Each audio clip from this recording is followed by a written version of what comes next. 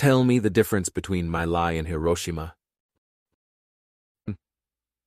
In the My Lai massacre, a company of American ground troops killed between 347 and 504 unarmed Vietnamese civilians in a village suspected of harboring communist guerrillas, the VC. After the massacre became public knowledge, Captain Ernest Medina denied giving orders to kill women and children. But some platoon leaders testified, without plea bargains as far as I can tell, that Medina had explicitly ordered them to kill every living thing in the village. In Hiroshima, the American crew of the Enola Gay killed 90,000 to 166,000 people in a mid-sized Japanese city with an atomic bomb. According to the best estimate I could find, about 12,000 of the dead were Japanese soldiers. The rest were unarmed civilians. No one disputes that Enola Gay's crew was following orders. The My Lai massacre is now almost universally considered a heinous war crime. The Hiroshima bombing, in contrast, enjoys bipartisan admiration. What moral distinctions might you draw between the two? 1. You could say that Hiroshima contained enemy soldiers and My Lai didn't, but as far as I can tell, no one disputes that My Lai harbored the VC.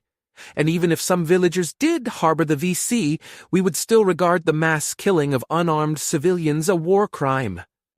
2. You could say that Hiroshima's civilians shared collective guilt for Japan's crimes, but the My Lai civilians didn't share collective guilt for the VC's crimes. But if villagers did indeed harbor the VC, why would their collective guilt be any less than that of the Japanese? 3. You could say that the ratio of soldiers to civilians killed was much higher in Hiroshima than My Lai. Maybe. It's hard to say. But the Hiroshima ratio was only 7-13%. With the presence of 347.87% X-24 VCs among My Lai's dead, mean that American actions were not a war crime? 4. You could say that the Americans couldn't separately target soldiers in Hiroshima, but they could separately target soldiers in My Lai. But that's false. Americans had a wide variety of weapons and tactics to use against the Japanese. Many would have targeted soldiers, but spared civilians. Furthermore, as American soldiers in Vietnam often complained, when you're fighting guerrillas, it's extremely difficult to tell soldiers and civilians apart. Even a kid can fire a gun or plant a mine. The perpetrators of the My Lai massacre could truthfully insist that killing a lot of civilians was the only way to make sure they killed their enemy soldiers. 5. You could say that the Japanese started the war and the VC didn't. But in what sense did the VC not start the Vietnam War? It's not like the South Vietnamese government suddenly sneak-attacked a peaceful guerrilla army wandering the countryside. 6. You could say that the American soldiers in Hiroshima were just following orders, while the American soldiers in My Lai weren't. But the evidence strongly suggests that the soldiers in My Lai were following orders.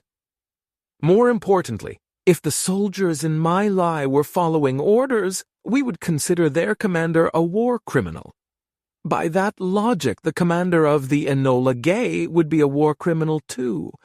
7. You could say that Hiroshima successfully ended the war and saved lives, and My Lai plainly failed to do so, but My Lai was much smaller than Hiroshima.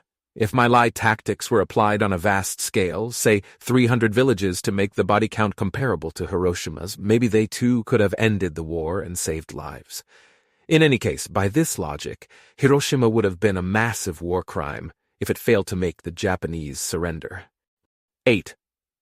I propose that the real reason for the distinction is simply this: the soldiers in My Lai murdered people they could see face to face. The crew of the Enola Gay dropped a bomb from a high distance and flew away. Needless to say, if the true explanation is 8, either Hiroshima was a war crime or My Lai wasn't. Well, I suppose you could say that long-distance murder isn't really murder. Any crucial moral distinctions between My Lai and Hiroshima you've missed? If so, please tell me.